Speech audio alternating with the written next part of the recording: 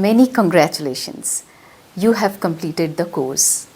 Now you can make your own beautiful and quality candles. Now that you have gained wealth of knowledge, let's put it into some practice. I have an assignment for you.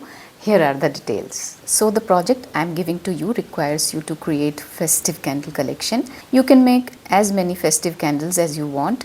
My requirement is minimum 2 candles with distinct design that are perfect for the festivals. The scent profile of the candles should be different from each other. Once ready, you can submit either the images or videos of the candles. The certificate of completion will be issued after submission of the assignment.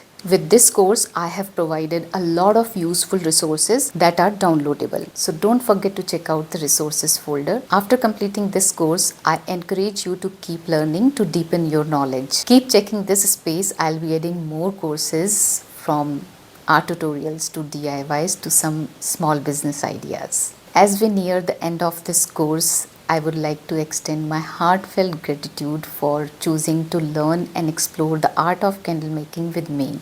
I am dedicated to enhancing the learning experience for you, and your feedback is a vital component of that process. I kindly request a few moments of your time to share your thoughts on the course. Thank you once again. I look forward to your insights.